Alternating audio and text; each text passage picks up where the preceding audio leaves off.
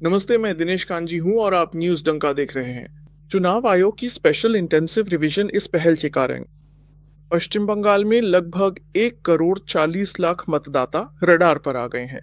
इन मतदाताओं को लेकर संदेह का माहौल है। तृणमूल कांग्रेस ने इस मामले में सुप्रीम कोर्ट का रुख किया है। इस मामले में कल सुप्रीम कोर्ट में सुनवाई हुई। इसमें सुप्रीम कोर्ट ने एक महत्वपूर्ण आदेश दिया है। ये आदेश चुनाव आयोग को दिया गया है, जो ये 1 करोड़ 40 लाख मतदाता है। चुनाव आयोग की नजर उन पर है। उन मतदाताओं की अगले 10 दिनों में सुनवाई करनी है और इन 10 दिनों के दौरान उन्हें सबूत पेश करने के लिए कहा गया है। कोई भी योग्य मतदाता मतदाता सूची से बाहर ना किया जाए, इसके लिए सर्वोच्च न्यायालय ने यह महत्वपूर्ण आदेश दिया है। लेकिन यह आदेश देते समय सर्वोच्च न्यायालय ने एक बात स्पष्ट की है कि आपको कागज तो दिखाने ही पड़ेंगे, आपको सबूत तो देने ही होंगे। पश्चिम बंगाल की मुख्यमंत्री ममता बनर्जी का घर है।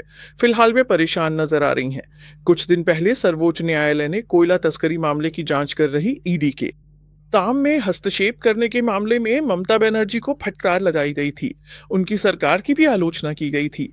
अब स्पेशल इंटेंसिव रिवीजन मामले में भी ममता बनर्जी को कोर्ट ने झटका दिया है। कुछ लोग ये मान सकते हैं कि सुप्रीम कोर्ट ने ममता सरकार को राहत दी है, क्योंकि मतदाताओं की जांच के लिए सुप्रीम कोर्ट ने 10 दिनों की समय सीमा बढ़ा दी है। लेकिन सबूतों के मामले में सुप्रीम कोर्ट बहुत सख्त है। जांच की अवधि के दौरान आपको सबूत देने ही होंगे। ऐसे आदेश सुप्रीम कोर्ट ने मतदाताओं को दिए हैं। पश्चिम बंगाल में स्पेशल इंटेंसिव रिवीजन की प्रक्रिया शुरू होने के बाद जो जानकारी सामने आ रही है, वो हमारी कल्पना से भी परे है। मतदाता सूची में घोटालों की कहानियां बेहद चौंकाने वाली हैं और पश्चिम बंगाल में मतदाता सूचियों में किस तरह से हेरफेर किया गया है, इस तरह की मतदाता सूची में घुसपैठ की गई है, इसी पर प्रकाश डाला जाएगा। पश्चिम बंगाल में तृणमूल कांग्रेस सरकार का शासन कितना लापरवाह चल रहा है, इन्हें उजागर करने वाली ये कहानी सुनने के बाद कभी कभी ऐसा लगता है कि ये सारे घोटालों की कहानियां धरती पर घटी ही नहीं है, शायद ये किसी और ग्रह पर घटी होंगी। मतदाता सूची में ऐसी एक बात है कि जिनके 389 तक संतानें हैं। पश्चिम बंगाल के आसनसोल जिले में बाराबनी नामक विधानसभा क्षेत्र है और इस विधानसभा क्षेत्र में जो मतदाता सूची है, उसी मतदाता सूची में यह चौंकाने वाली बात सामने आई है। मतदाता हैं 389, यानी ऐसे 389 मतदाता हैं जिन मतदाताओं ने पिता के नाम के तौर पर एक ही व्यक्ति का नाम दर्ज कराया है। ये सब तो कमाल है और ये चमत्कार भारत में सिर्फ पश्चिम बंगाल में ही हो सकता है। वहां ऐसी ही स्थिति है। ये मामले सिर्फ आसनसोल जिले में ही सामने आए हैं। बाराबारी विधानसभा में ऐसा कुछ नहीं हुआ है। पश्चिम बंगाल में जहां जहां अल्पसंख्यक मतदाताओं की संख्या ज्यादा है, हर ऐसी विधानसभा में इस तरह की गड़बड़ियां हैं। यहाँ हावड़ा जिले में बाली विधानसभा क्षेत्र है। यहाँ एक मतदाता सूची ऐसी है जिसमें 310 मतदाताओं का मामला है और उस जगह पर जो नाम है वो सिर्फ एक ही है। ऐसे कई उदाहरण हैं जहां 7 जगहों पर एक ही मामला है और उस एक मामले की 100 से अधिक प्रविष्टियां मतदाता सूची में आपको देखने को मिलती हैं। यानी एक ही जगह पर 7 जगहों पर ऐसा हुआ है। इसी मतदाता सूची में ऐसे 10 लोग हैं जिनके 50 से ज्यादा बच्चों के नाम मतदाता सूची में दर्ज हैं। ऐसे और भी 10 लोग हैं जिनके 40 से ज्यादा बच्चों के नाम इस मतदाता सूची में हैं। यानी एक व्यक्ति जिसके 50 बच्चे हैं, एक व्यक्ति जिसके 40 बच्चे हैं।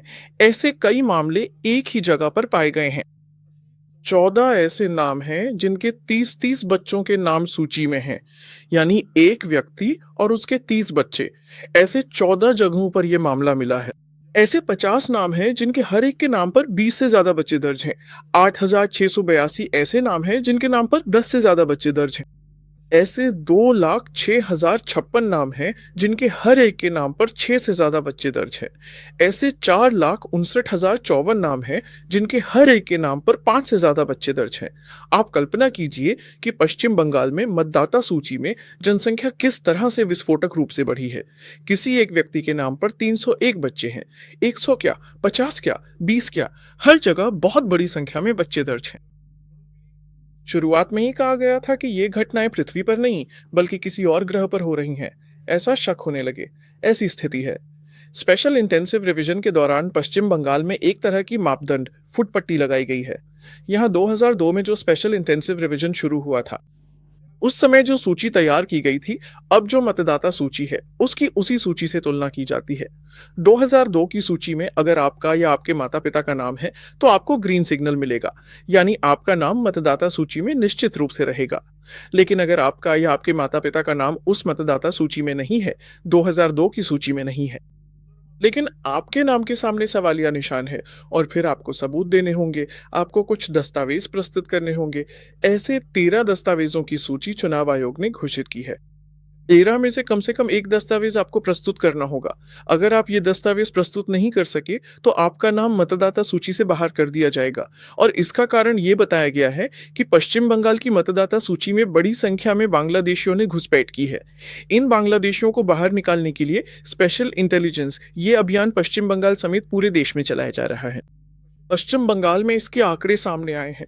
ये आंकड़े चौंकाने वाले हैं, हैरान करने वाले हैं और सनसनीखेज हैं। सुप्रीम कोर्ट की खंडपीठ के सामने इस मामले की सुनवाई होती है। उस खंडपीठ में मुख्य न्यायाधीश सूर्यकांत शामिल है और उनके अलावा दीपांकर दत्ता और जॉय माल्या बागची, ये दो न्यायमूर्ति भी शामिल हैं।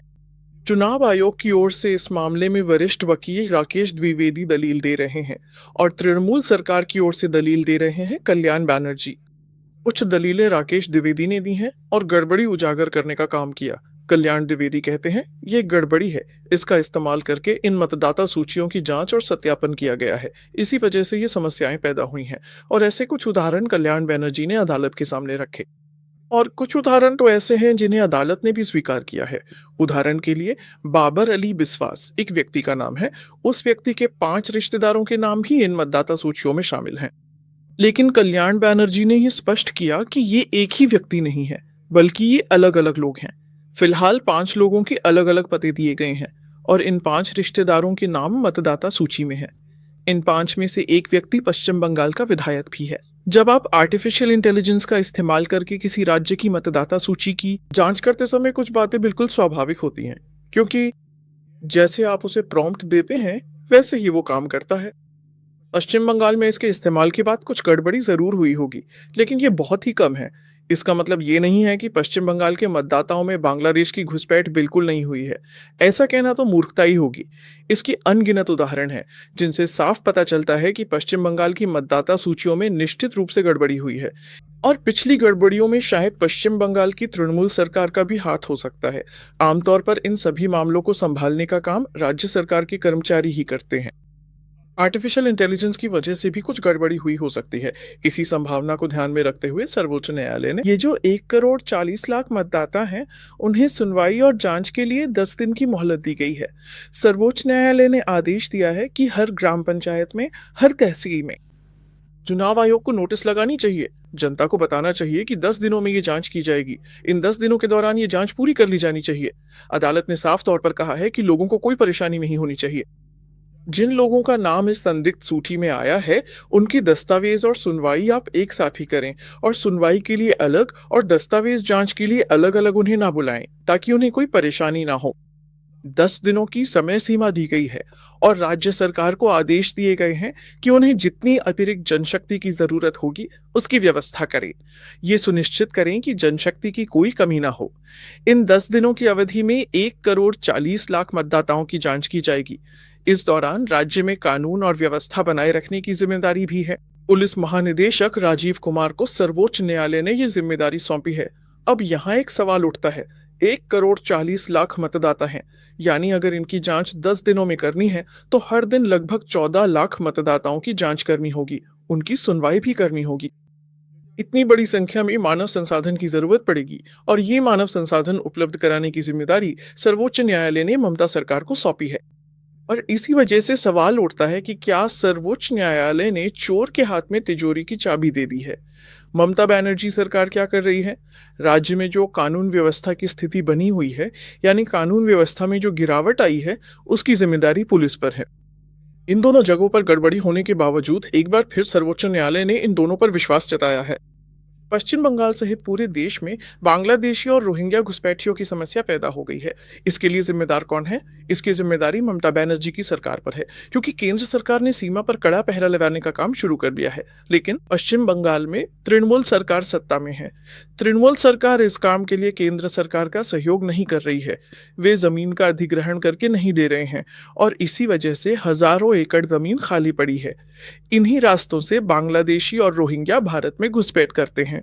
कभी वे पश्चिम बंगाल में बस जाते हैं और फिर पश्चिम बंगाल के जरिए देश के कोने कोने में पहुंच जाते हैं। देश के लगभग हर राज्य में ये बांग्लादेशी घुसपैठिए पहुंच चुके हैं। देश के हर राज्य की मतदाता सूचियों में इन बांग्लादेशियों की घुसपैठ के लिए पूरी तरह से ममता बनर्जी की राजनीति जिम्मेदार है। ममता बनर्जी को लगता है कि ये जो बांग्लादेशी घुसपैठिए हैं वे उनके अपने वोटर बन सकते हैं और जब तक वे सत्ता में हैं तब तक ऐसा ही रहेगा। ये वोटर हमेशा उनके पक्ष में वोट करता रहेगा। इसलिए इन बांग्लादेशियों को संरक्षण देना, उनकी घुसपैठ का रास्ता बनाना, उन्हें दस्तावेज बनवा कर देना, ये सारे काम तृणमूल कांग्रेस की सरकार, इस सरकार के नेता और पदाधिकारी करते हैं और इसी वजह से ये सारा गड़बड़ पैदा हुआ है। आज ममता बनर्जी को स्पेशल इंटेंसिव रिवीजन की जांच के लिए मानव संसाधन उपलब्ध कराने की जिम्मेदारी सर्वोच्च न्यायालय ने सौंपी है। ऐसे में क्या वो ये जिम्मेदारी निभा पाएंगी या क्या वो इस जिम्मेदारी को गंभीरता से लेंगी? ऐसा सवाल उठना बिल्कुल स्वाभाविक है। पश्चिम बंगाल में जो घटना हुई उसे पूरे देश ने देखा। कोयला तस्करी मामले में ईडी के अधिकारी जांच कर रहे थे। अचानक ममता बनर्जी वहां पहुंच गई और उन्होंने इस जांच कार्य में बाधा डाली। ईडी के अधिकारियों को धमकाया गया और उनसे कुछ फाइलें और दस्तावेज छीन कर ले जाया गया। उस समय ममता बनर्जी के साथ पश्चिम बंगाल पुलिस उन्हें सुरक्षा देने का काम कर रही थी। ममता बनर्जी के साथ उस वक्त पश्चिम बंगाल के पुलिस महानिदेशक राजीव कुमार भी थे। अब सुप्रीम कोर्ट ने राजीव कुमार को पश्चिम बंगाल में कानून व्यवस्था बनाए रखने की जिम्मेदारी सौंपी है जांच के दौरान। और इसलिए आप कह रहे हैं कि ममता बनर्जी की सरकार को जनशक्ति उपलब्ध कराने की जिम्मेदारी देना और पुलिस महानिदेशक राजीव कुमार को कानून व्यवस्था ठीक रखने की जिम्मेदारी देना, ये तो जैसे चोरों के हाथ में तिजोरी की चाबी देने जैसा है। बांग्लादेशी घुसपैठियों को लेकर ममता बनर्जी का नजरिया और चुनाव आयोग का नजरिया, इन दोनों में बुनियादी फर्क है। ममता बनर्जी बांग्लादेशी घुसपैठियों को अपने मतदाता के रूप में देखती हैं। वे उन्हें अपने राज्य का मजबूत आधार मानती हैं, अपनी सत्ता का मजबूत आधार मानती हैं। जबकि चुनाव आयोग घुसपैठियों को घुसपैठिया ही मानता है। वो इन घुसपैठियों को विदेशी के रूप में देखता है और इसी वजह से दोनों के नजरिए अलग अलग हैं। दोनों की भूमिकाओं में बहुत बड़ा अंतर है और इसी से ये संघर्ष पैदा हुआ है। सुप्रीम कोर्ट की ये अपेक्षा है कि ममता बनर्जी को अपना राजनीतिक उद्देश्य एक तरफ रखकर जो संवैधानिक प्रक्रिया है उसमें सहयोग करना चाहिए, उसमें मदद का हाथ बढ़ाना चाहिए। लेकिन फिलहाल ऐसा होता हुआ नहीं दिख रहा है। ममता बनर्जी की तृणमूल सरकार कैसे काम करती है, इसकी जानकारी सुप्रीम कोर्ट को न हो, इसकी कोई संभावना नहीं है। ईडी का मामला सुप्रीम कोर्ट में है। इसकी सुनवाई हाल ही में हुई है। इन मामलों में सुप्रीम कोर्ट ने भले ही ममता बनर्जी को फटकार लगाई हो, फिर भी एक बार फिर ममता बनर्जी की सरकार को मौका दिया गया है। इन 1,40,00,000 मतदाताओं की जांच के संदर्भ में मानव संसाधन उपलब्ध कराने का मुद्दा देश की सुरक्षा से जुड़ा हुआ है। इसमें ट्रायल एंड एरर की कोई गुंजाइश नहीं होनी चाहिए। बांग्लादेशी घुसपैठियों की समस्या है, जो समस्या इस स्पेशल इंटेंसिव रिवीजन अभियान के कारण थोड़ी कम होने की संभावना है। ये समस्या बेहद गंभीर है। इस समस्या ने पूरे देश को जकड़ लिया है। बांग्लादेशी घुसपैठियों ने इन देशों में उपद्रव पैदा किया है और देश की जनसंख्या के गणित को बिगाड़ दिया है। कई जगहों पर जनसंख्या की बदल गई है और इसी वजह से कई जगहों की राजनीति भी बदल गई।